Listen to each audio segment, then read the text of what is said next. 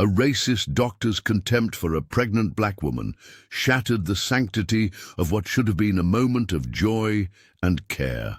The medical professional's prejudice manifested in cruel words and dismissive treatment that cut deeper than any physical pain.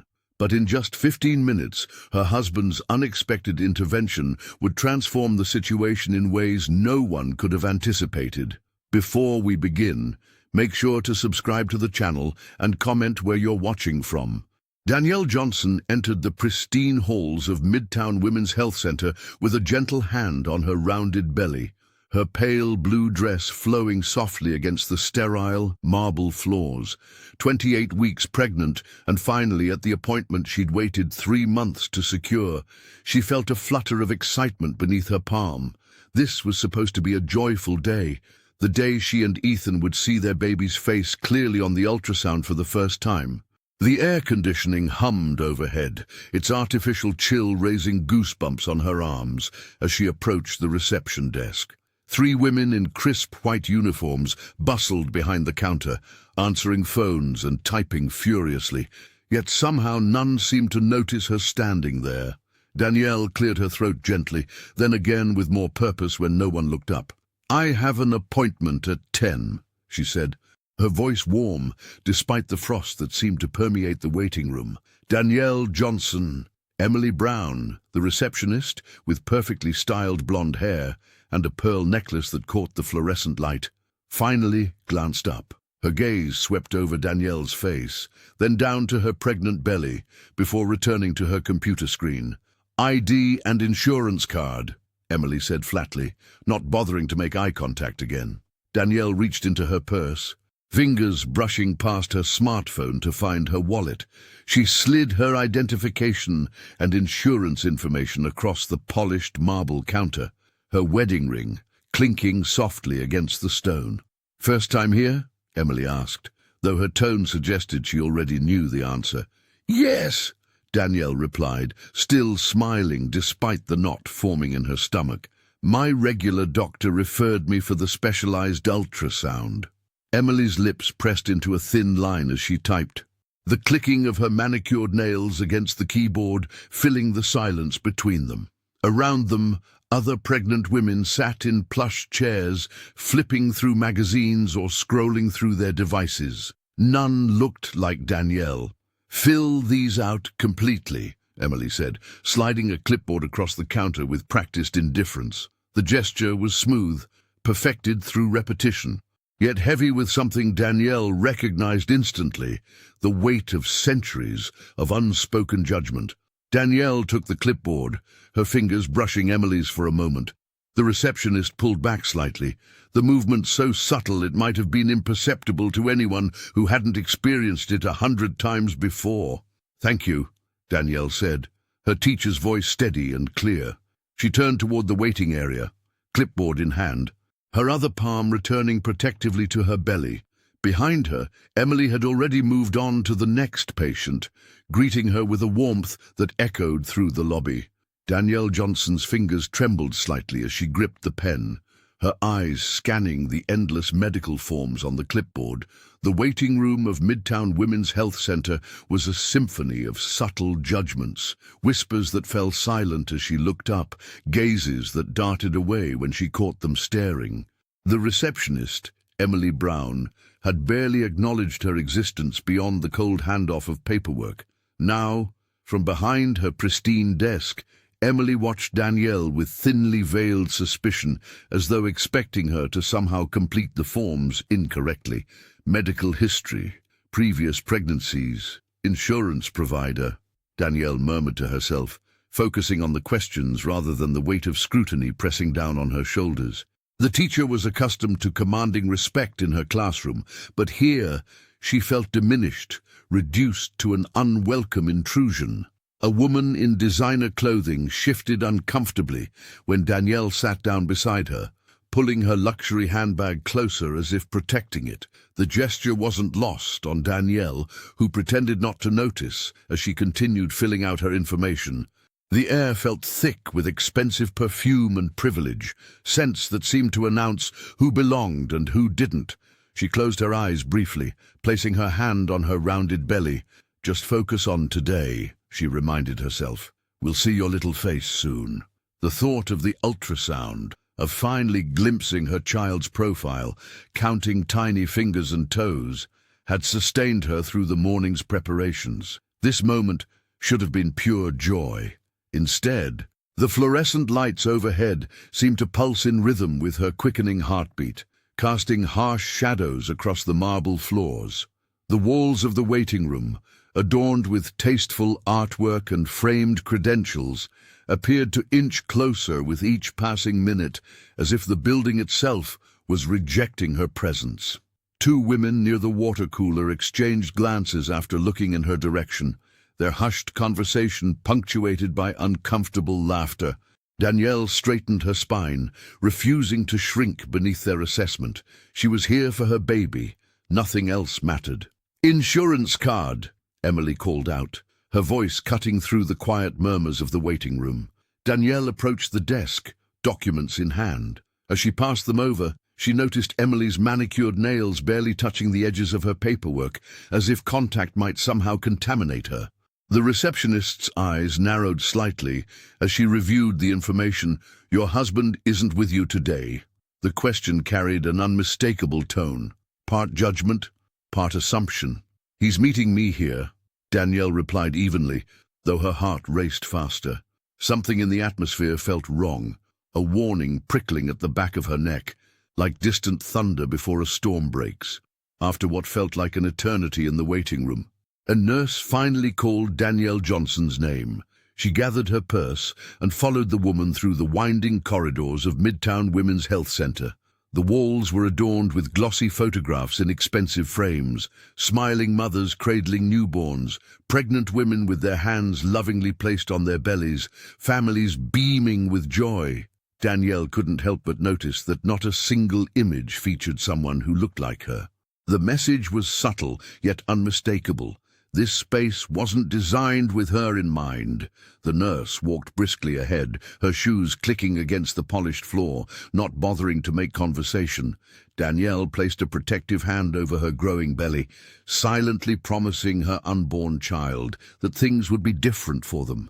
When they reached the examination room, the nurse gestured for her to enter with a perfunctory wave. The door to Dr.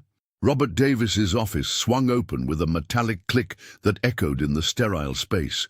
Danielle hesitated at the threshold, suddenly feeling as though she was stepping onto a stage rather than into a medical appointment. A stage set for judgment, where she was already cast as an outsider. The room was impeccably organized, with state-of-the-art medical equipment lining the walls. A large desk dominated one corner, where Dr. Davis sat hunched over his computer, not acknowledging her presence. His fingers tapped aggressively against the keyboard, each strike seeming deliberate and impatient. "You can sit," the nurse said flatly before disappearing, closing the door with a soft thud that felt oddly final. Danielle lowered herself onto the examination chair, her hands folded neatly in her lap. She waited, counting the seconds, trying to steady her breathing as the physician continued to ignore her. The wall clock ticked loudly, marking each moment of disregard. Finally, without looking up from his screen, Dr. Davis spoke.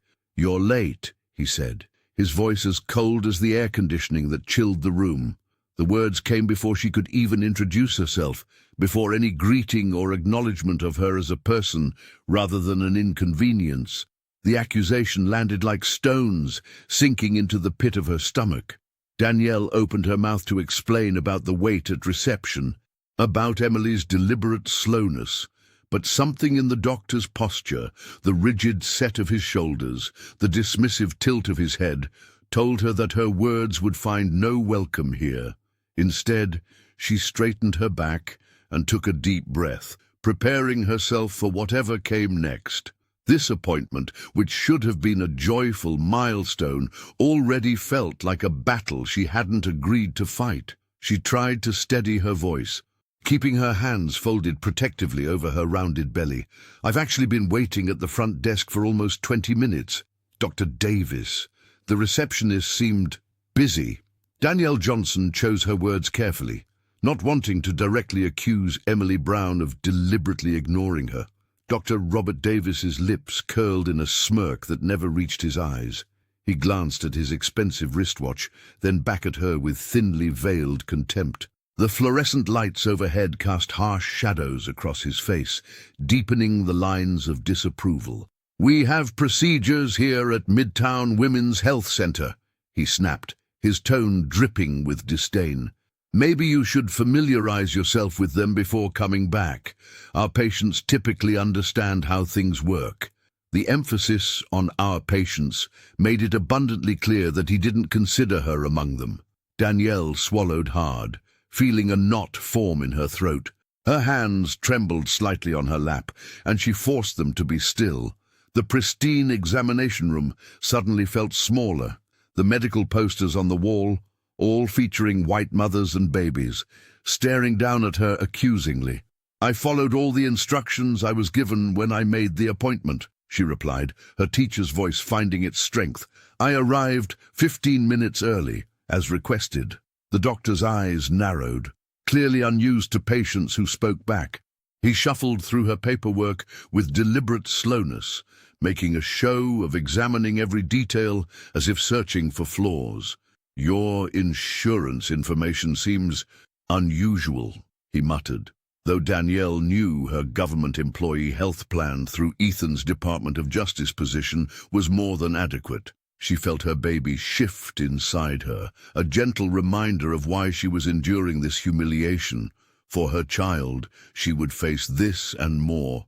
The thought steadied her, straightened her spine. Dr. Davis continued reviewing her chart, occasionally making disapproving noises. "Your previous doctor was at Southwest Community Health." He said the name as if describing something distasteful. "We do things differently here." Still, she met his gaze, silent strength radiating from her posture, refusing to shrink beneath his authority. In her classroom in Southwest Atlanta, Danielle commanded respect. Here, in this sterile room, with its marble countertops and state-of-the-art equipment, she was being treated as an intruder. But she would not let herself disappear. "I understand you do things differently," she said evenly. "I'm here for my baby. That's all that matters to me." Something flickered across the physician's face. Surprise, perhaps, at her composure, before his professional mask slipped back into place. He reached for a clipboard, his dismissive attitude making it clear that this appointment would be anything but routine. Without warning, Dr. Robert Davis rose from his leather chair, his white coat rustling as he moved with practiced authority toward a glass cabinet mounted on the far wall. The fluorescent lights overhead cast harsh shadows across his face as he produced a small key from his pocket. Danielle watched, confusion replacing her earlier discomfort, as the physician unlocked the cabinet with a metallic click that echoed through the sterile examination room. "Interesting timing for your visit today," he remarked, his back still turned to her. The doctor's hand emerged from the cabinet holding a small velvet pouch, deep burgundy in color. His fingers worked deliberately, loosening the drawstring with theatrical slowness. Danielle shifted on the examination table, the paper crinkling beneath her. "I don't understand," she said, one hand instinctively moving to protect her rounded belly. Dr. Davis turned to face her, his expression hardening as he tipped the pouch. A gold watch slid into his palm, its polished surface catching the light. The timepiece looked expensive, the kind Danielle would never casually handle, let alone pocket. "This watch," he began, holding it up between his thumb and forefinger, eyes narrowing as they fixed on her face, "was reported missing after yesterday's final appointment." His voice dropped an octave, taking on the practiced tone of someone who had made similar accusations before. "Quite valuable. A family heirloom belonging to one of our board members." Danielle's mouth went dry.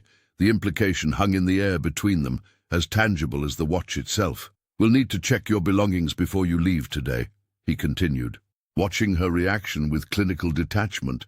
"Standard procedure in these, situations." The word, situations, landed like a slap. Danielle's heart hammered against her ribs, blood rushing in her ears as understanding dawned.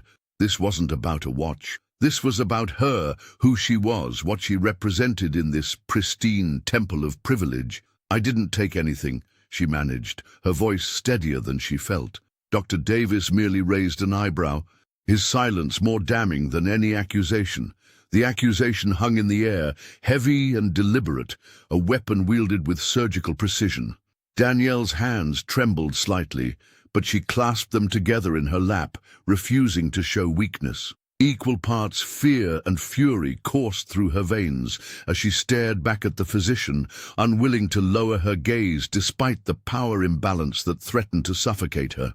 She sat perfectly still, her spine straight, even as the world seemed to tilt beneath her feet. In that moment, Danielle made a silent promise to her unborn child. This would not be their story. 2 security guards appeared in the doorway with unsettling synchronicity, as if they'd been waiting just outside. Mike Johnson and David Smith stood shoulder to shoulder, their faces expressionless, bodies rigid in their Navy uniforms. They entered the examination room with practiced efficiency, positioning themselves on either side of Danielle, their presence transforming the already tense atmosphere into something far more threatening. Dr. Davis's demeanor shifted subtly as the guards arrived, his confidence visibly bolstered by their presence.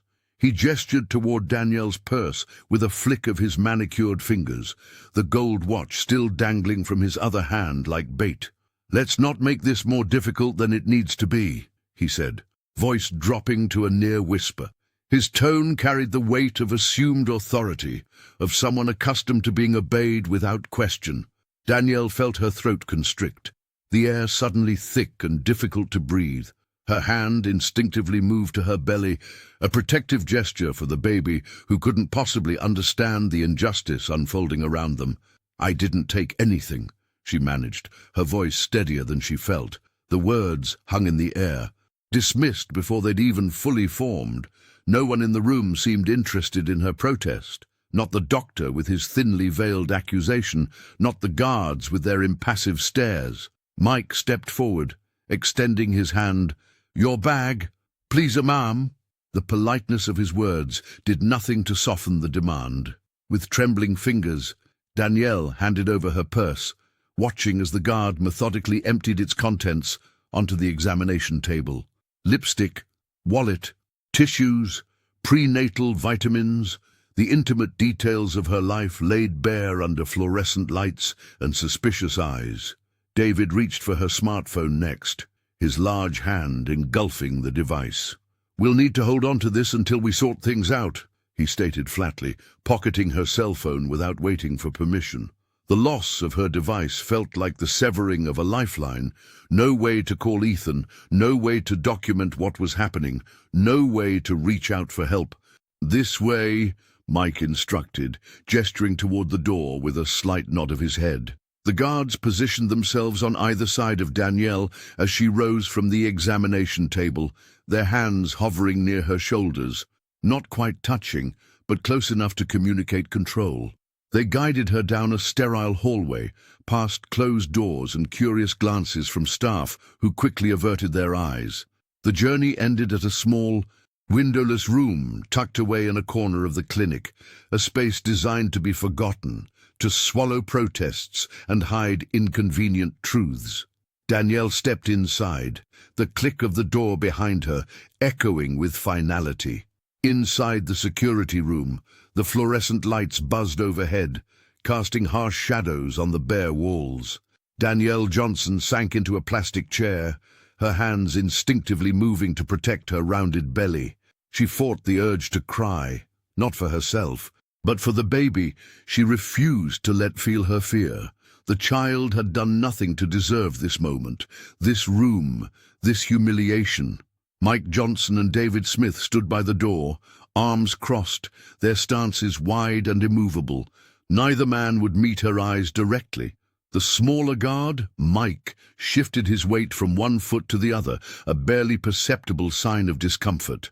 "We'll sort this out," Mike muttered, but his tone carried no reassurance. The words hung in the air, hollow and meaningless. Danielle glanced around, her teacher's observant eyes cataloguing every detail of her surroundings. The room was deliberately intimidating. A small box with no windows, a single table, and 3 chairs. The walls were bare except for a framed clinic policy statement that seemed to mock her with its promises of dignity and respect for all patients. Then she noticed it, or rather, the absence of it. There were no security cameras in the room, no electronic eyes to witness whatever might happen here. The realization sent a chill down her spine, raising goosebumps along her arms despite the stuffy air. "May I call my husband?" she asked, her voice steadier than she felt. David Smith shook his head. "Your device was confiscated. Standard procedure." She nodded slowly, understanding the message beneath his words.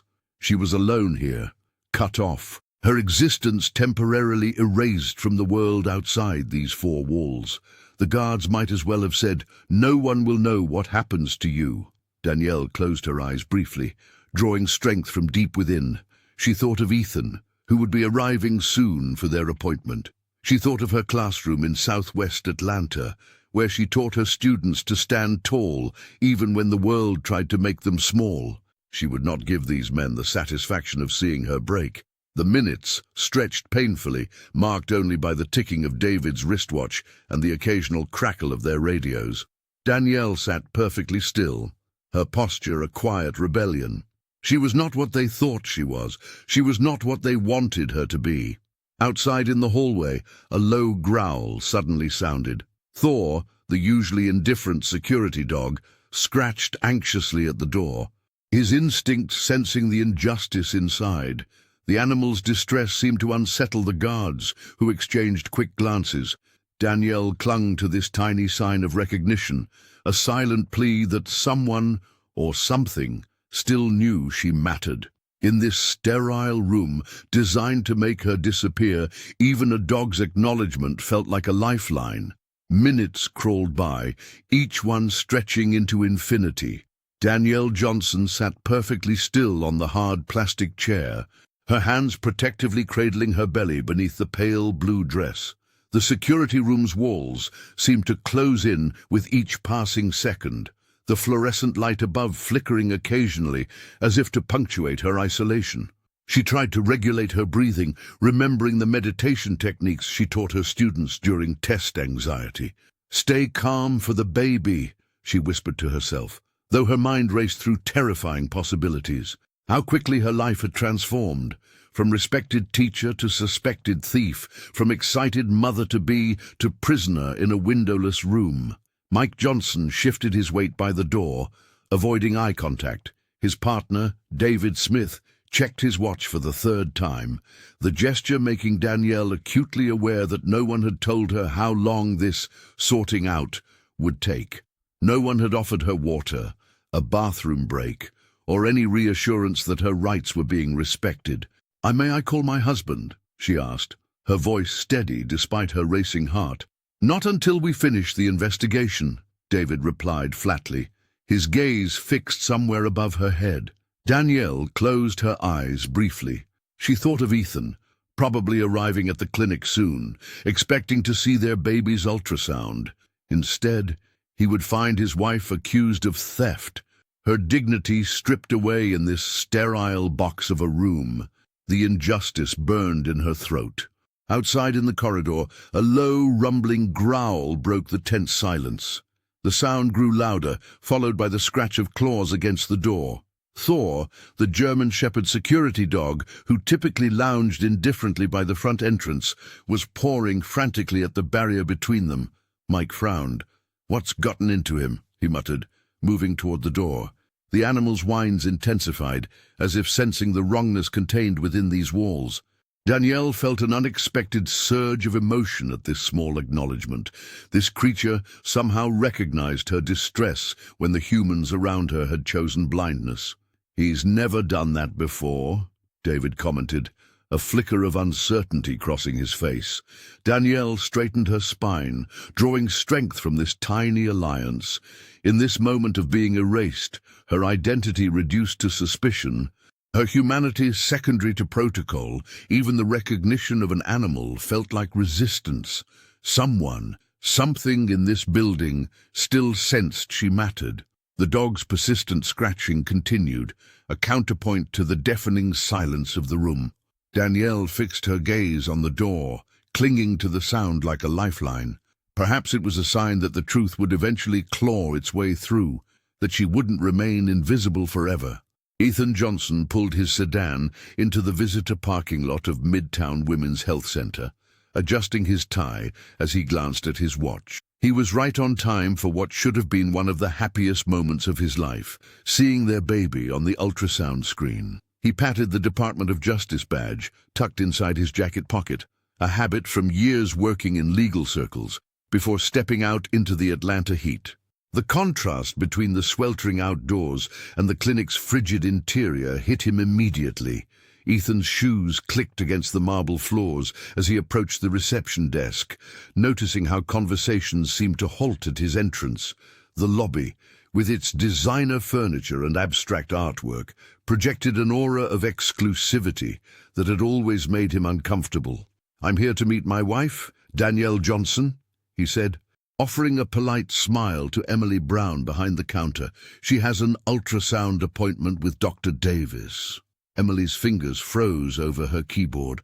Her eyes darted sideways toward a corridor marked "Staff Only," then back to her computer screen. "She's with the doctor right now," Emily replied, her voice unnaturally high. "If you'd like to take a seat, I'm sure she'll be out shortly." But Ethan caught the hesitation, that fraction of a second too long before she answered. The slight tremor in her voice, the way her eyes had flickered toward the security wing rather than the examination rooms. 15 years at the Justice Department had taught him to recognize when someone was hiding something. His stomach tightened as he scanned the waiting area, noting the absence of his wife's pale blue dress among the seated patients. "How long has she been in there?" he asked, keeping his tone casual while his mind raced through possibilities. "I'm not sure exactly," Emily stammered, shuffling papers unnecessarily. "We've been quite busy today." Ethan leaned slightly over the counter, lowering his voice. "My wife texted me when she arrived 45 minutes ago. An ultrasound doesn't take that long." A bead of sweat formed at Emily's temple despite the chilled air. She reached for the phone, perhaps to call for backup, but Ethan's instincts were already firing warning signals. Something was very wrong. He stepped back from the desk, scanning the directory sign on the wall. His legal training had taught him to remain calm in crisis, but this wasn't a courtroom. This was his family. The protective instinct rising within him was primal, immediate. "I need to see my wife," he stated firmly. "No longer a request, but a demand. Now." Ethan Johnson stood firm at the reception desk, his Department of Justice badge catching the pristine overhead lighting. His credentials weren't just identification, they were a shield and sword in this moment, cutting through the veneer of authority the clinic staff had wielded against his wife. "I need to see my wife immediately," he stated, his voice carrying the weight of legal consequence without raising its volume. The calm in his tone was more threatening than any shouting could have been. Emily Brown's fingers froze over her keyboard. The receptionist who had so casually dismissed Danielle now found herself stammering, her practiced indifference crumbling under actual scrutiny. "Sir, there are protocols. My wife has been here for over an hour for a routine ultrasound appointment," Ethan interrupted, placing both palms on the counter and leaning forward slightly. "And you're telling me she's still with the doctor?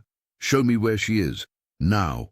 The lobby, once a cathedral of whispered judgments, fell completely silent. Other patients watched with widened eyes as the staff's composure fractured. A nurse, who had been passing charts to Emily, quickly retreated toward the back offices, presumably to alert management. "Mr. Johnson, please understand." Emily attempted again, her voice higher than before. "There was an incident." "What kind of incident?" Ethan's question cut through the air like a blade. When Emily hesitated, he reached into his jacket pocket and retrieved his cell phone. "I'm calling the Atlanta Police Department right now, unless you tell me exactly where my wife is being held." The word "held" sent visible ripples through the staff, A security guard near the entrance shifted uncomfortably, his hand moving instinctively toward his radio. "She's with security?" Emily finally admitted, her voice barely audible. There was an accusation, a missing item. Ethan's expression hardened. "Show me the security footage now," he ordered, his voice steady and cold. "I want to see every minute of my wife's time in this facility today." The staff exchanged nervous glances. The facade of control was slipping. The clinic administrator, Linda Davis, emerged from a side door. Her professional smile strained as she approached. "Mr. Johnson, I understand your concern. Perhaps we could discuss this in my office?" "There's nothing to discuss," Ethan replied. "Either I see my wife and the security footage in the next 60 seconds, or I'm calling not just the police, but every news outlet in Atlanta." The balance of power had shifted completely. The silence that had suffocated Danielle now pressed just as hard on those who had enforced it. In the sterile hallways of Midtown Women's Health Center, justice was about to be served. Linda Davis led Ethan Johnson to the monitoring station, her heels clicking nervously against the tile floor. The administrator's hands trembled slightly as she accessed the security system, aware that her carefully maintained world was about to shift. "Show me everything from this morning," Ethan demanded, his voice controlled but edged with steel. His Department of Justice training had taught him to maintain composure even as his heart raced with concern for Danielle. The security footage appeared on the screen, grainy but clear enough. Linda fumbled with the controls, rewinding to Danielle's arrival. Ethan leaned forward, scrutinizing every frame, his attorney's eye missing nothing as the scene unfolded. "There," he pointed, watching his wife enter the examination room. "Now show me when this supposed theft occurred." Frame by frame, they watched the appointment. Danielle never approached the cabinet where the watch was kept, never even glanced in that direction. The footage continued after his wife left the room. And that's when Ethan saw it. Sarah Martin, a clinic staff member, slipping into the office. The woman glanced around furtively before opening the cabinet, removing the gold timepiece from its velvet pouch and tucking it into her pocket. "Stop the video!" Ethan commanded, his jaw muscles tightening. Relief and fury battled within him. Relief that the evidence exonerated Danielle so clearly, fury at what they'd put her through. "Who is that woman?" Linda's face drained of color. "Sarah Martin. She's been with us for 3 years. And you accused my pregnant wife instead." His voice remained low, but the intensity made Linda step back. "Where is Danielle now?" "The security room," Linda whispered, unable to meet his gaze. "Call your guards, now!" Ethan's tone left no room for negotiation. "Tell them to release her immediately." Linda reached for the phone with shaking fingers, issuing quick instructions. Within moments, Mike Johnson and David Smith appeared at the door, suddenly deferential where they had been intimidating before. "Mrs. Johnson is free to go," Mike announced, his earlier confidence evaporated. "Not good enough," Ethan replied, standing to his full height. "You'll escort us both out through the main lobby, where everyone can see. And tomorrow, expect formal complaints with the medical board, the Department of Justice, and the ACLU." As they walked through the corridors to retrieve Danielle, Ethan could feel the clinic's carefully constructed facade beginning to crumble. Staff members averted their eyes. Whispers followed in their wake.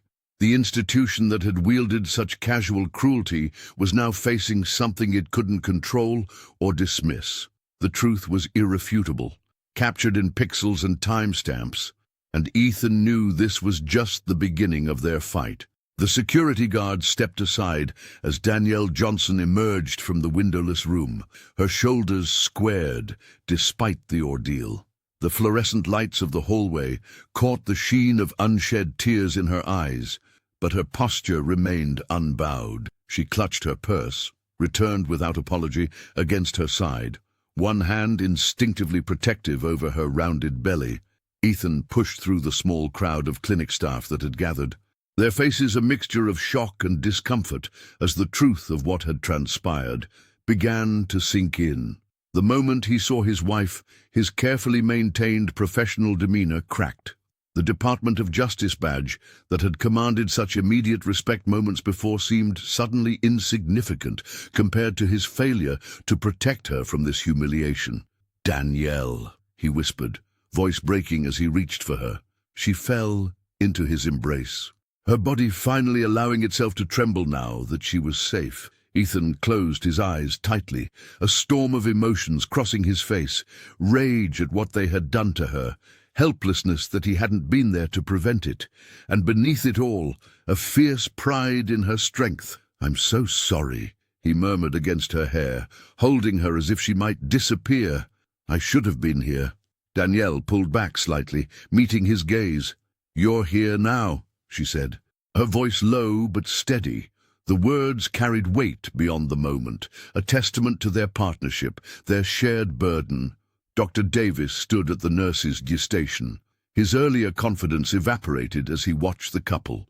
Emily Brown hovered nearby, her gaze fixed on the floor, unable to meet anyone's eyes. The security guards shifted uncomfortably, suddenly uncertain of their role in what was clearly becoming a significant incident. Ethan wrapped his arm protectively around his wife's shoulders, turning to face the assembled staff. He didn't need to raise his voice. The quiet intensity of his words filled the hallway. "This isn't over," he stated simply. "Not by a long shot." The staff's collective gaze dropped, their silence an admission. Linda Davis emerged from her office, clipboard clutched to her chest like a shield, her expression carefully neutral as she assessed the damage to the clinic's reputation unfolding before her. As the couple walked toward the exit, the staff parted before them, their earlier authority diminished. What had begun as an attempt to silence and intimidate had instead revealed the true power in the room, not in credentials or institutional backing, but in the unbreakable bond between two people who refused to be broken. Outside, the Atlanta sunshine felt like redemption on Danielle's skin. Ethan's hand remained steady at her back, a silent promise that echoed louder than words. No one would ever silence her again. The conference room on the third floor of Midtown Women's Health Center hummed with tension as the board members arranged themselves around the polished mahogany table. Danielle Johnson sat with perfect posture, her hands folded protectively over her belly, while Ethan remained at her side, his legal pad filled with meticulous notes. The emergency ethics hearing had been hastily arranged after the security footage revelation threatened to explode into a public relations disaster. Dr. Robert Davis entered last, his white coat pristine, chin raised in defiance. He took his seat without acknowledging Danielle, his eyes fixed on William Brown, the board president who looked increasingly uncomfortable with each passing minute. "Let's address this unfortunate misunderstanding," William began, his voice carefully measured. "Dr. Davis, would you care to explain the events that transpired 2 days ago?" The physician straightened his tie, expression impassive. "I followed standard security protocol when an item of value went missing. Nothing more." His words fell flat in the room's tense atmosphere. "We have procedures in place to protect valuable items. I applied those procedures without bias." Danielle's breath caught in her throat. The clinical detachment in his voice made her stomach turn. When invited to speak, she rose slowly, her voice quiet but unwavering. "I came to your clinic for prenatal care," she began. "Instead, I was accused of theft without evidence, isolated in a room without my phone, and treated like a criminal." Her voice grew stronger with each word. "I was the only black woman in your waiting room that morning. I was the only one subjected to a search. This wasn't protocol, it was profiling." Several board members shifted uncomfortably. Linda Davis, the administrator who had reviewed the footage with Ethan, couldn't meet Danielle's eyes. "The security footage clearly shows Sarah Martin taking the watch," Ethan interjected, sliding printed stills across the table. "Yet my wife was immediately presumed guilty." William Brown examined the images, his forehead creased with concern. He was a man accustomed to managing crises, but the evidence before him left little room for interpretation. The institution he'd spent 20 years building now teetered on the edge of scandal. We've always prided ourselves on providing exceptional care, William said carefully. Exceptional care for whom? Danielle asked, her question hanging in the air like a verdict. The silence that followed was deafening. Dr. Davis's jaw tightened, his carefully constructed defense crumbling beneath the weight of truth. For the first time, the walls of privilege and protection that had shielded men like him seemed to waver, revealing cracks that had always been there, hidden beneath layers of institutional polish and practiced denial. Ethan Johnson sat at his desk, the formal civil rights complaint form glowing on his computer screen. His fingers hovered over the keyboard as he carefully considered each word. This document would send shockwaves through Atlanta's legal community. Colleagues he'd worked alongside for years would soon view him as a threat to the system they all protected. He typed his wife's name, Danielle Johnson, feeling a surge of protective anger. The Department of Justice employee knew the risks intimately. Filing against Midtown Women's Health Center meant challenging powerful board members with connections throughout the city's elite circles. His phone had already buzzed with 3 messages from his supervisor, each more urgent than the last. "You sure about this?" asked Marcus, a fellow attorney who'd stopped by his office. "The clinic funds half the political campaigns in this city." Ethan didn't look up. "They accused my pregnant wife of theft because of the color of her skin." "What would you do?" Marcus nodded silently and closed the door behind him. The career Ethan had built over 15 years could crumble in 15 days. Promotions would evaporate, invitations would cease. Atlanta's legal community operated on unspoken alliances, and he was breaking the cardinal rule: never target your own. But watching the security footage of Danielle being led away while Sarah Martin pocketed the gold watch had hardened something inside him. Some principles were worth the sacrifice. He pressed submit, then leaned back in his chair, exhaling slowly. It was done. Across town, Danielle sat cross-legged on the nursery floor, surrounded by tiny onesies and soft blankets. Her classroom lesson plans lay forgotten beside her as she folded and refolded a small yellow outfit.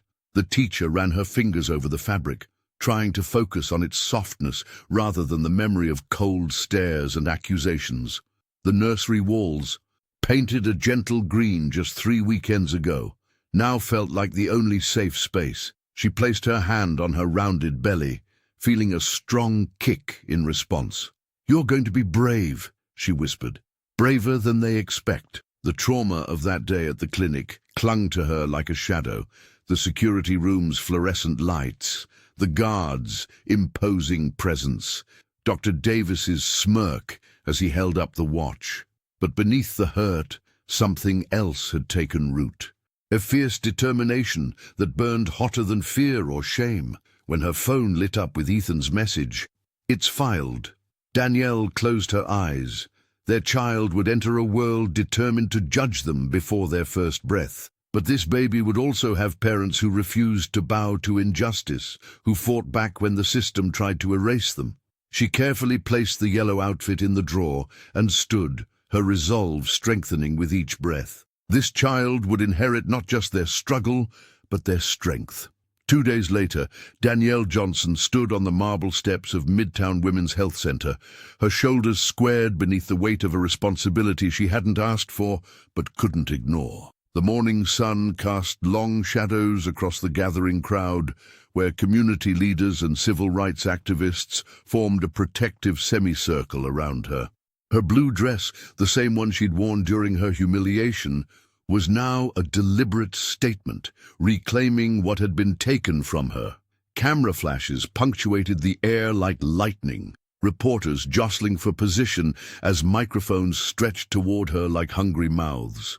Yet Danielle remained unmoved, her gaze steady and clear. One hand rested protectively over her rounded belly, the other gripped a single sheet of paper she ultimately wouldn't need. "What happened to me inside these walls happens every day to women who look like me," she began, her teacher's voice carrying across the hushed crowd. "We are questioned, suspected, and humiliated simply for existing in spaces not built with us in mind. Behind her, Ethan watched with quiet pride, his Department of Justice badge pinned discreetly to his lapel. He'd taken personal leave to stand beside his wife, knowing this moment would ripple far beyond their personal lives.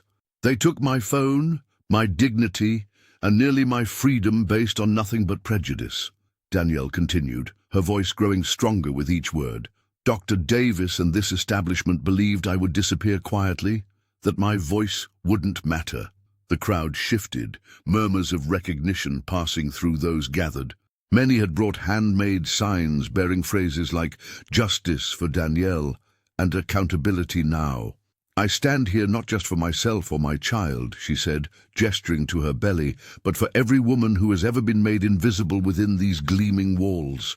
For every patient who smiled through humiliation, who swallowed their dignity just to receive care."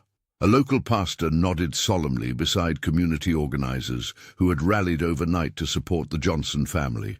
Atlanta news crews captured every word as Danielle's story transformed from personal trauma to public reckoning.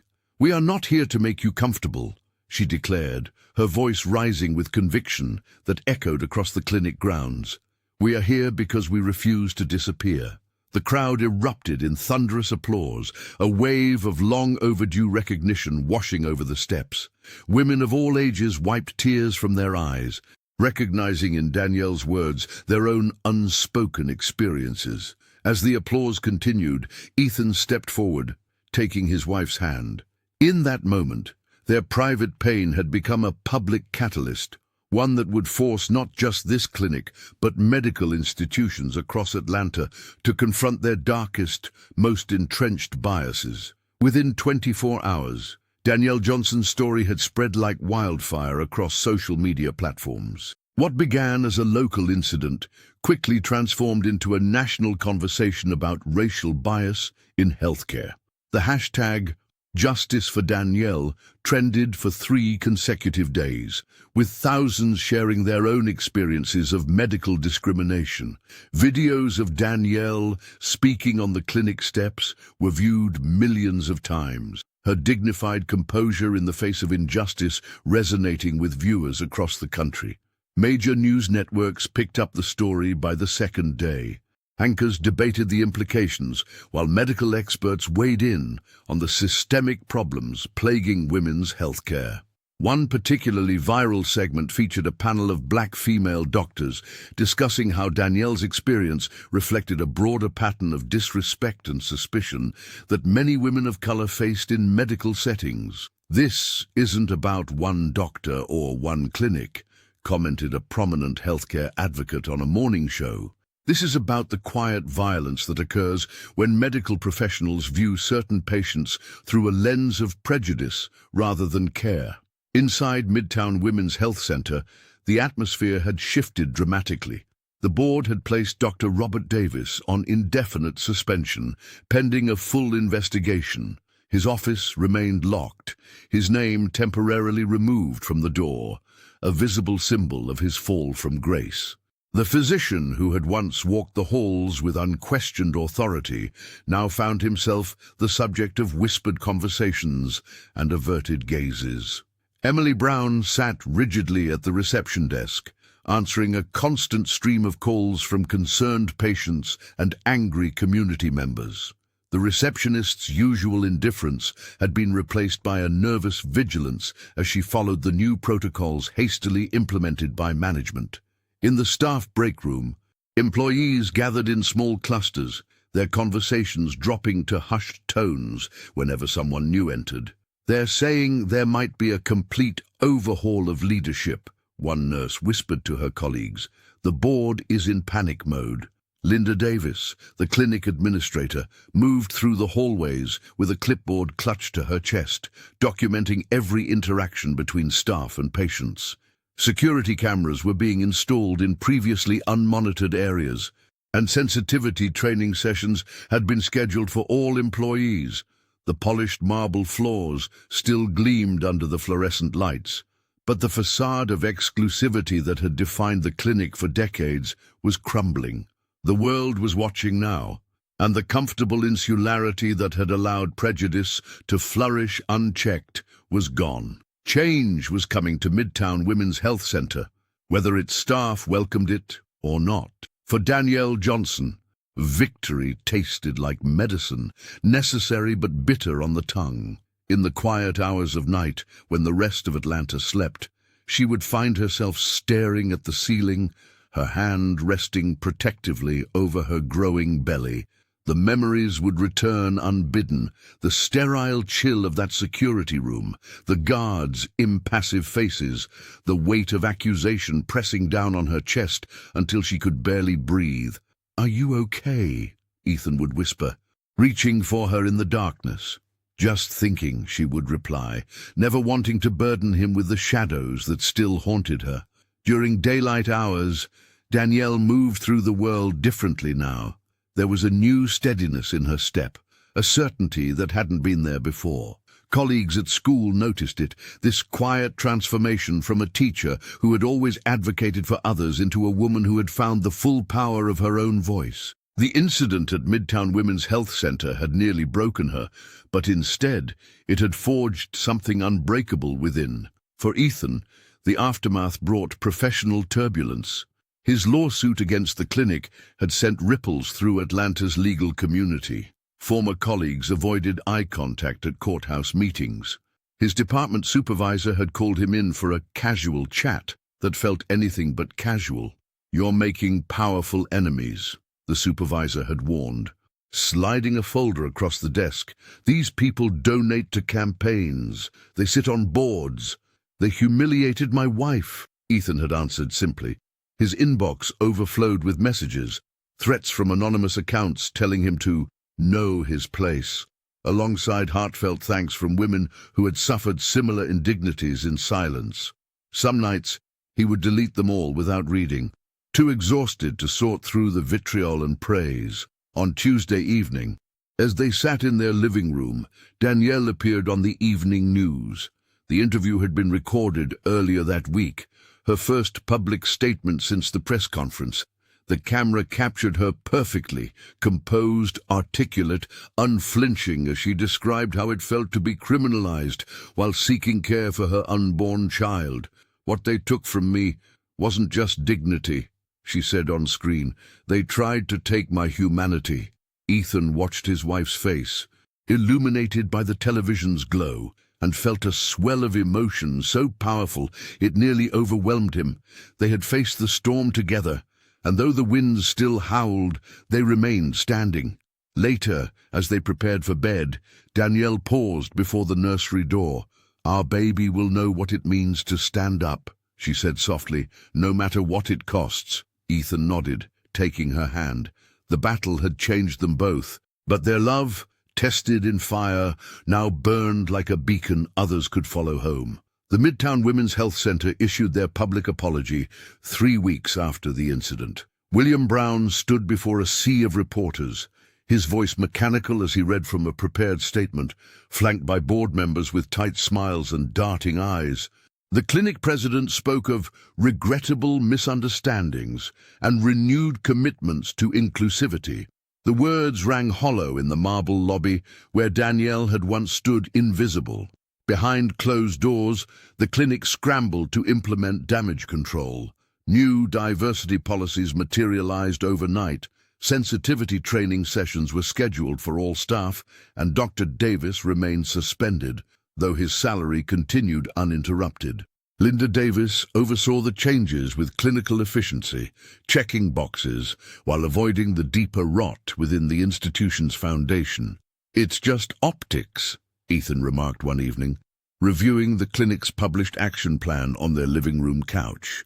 "They're treating the symptoms, not the disease."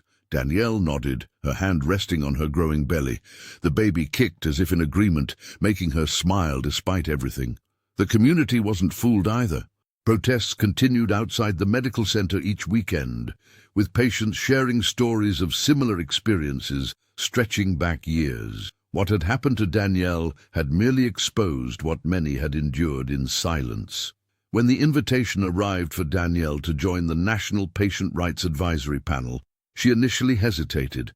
The letterhead bore the Department of Health and Human Services logo, the opportunity prestigious but daunting. "I'm just a teacher," she told Ethan, "and not a healthcare expert." He took her hands in his.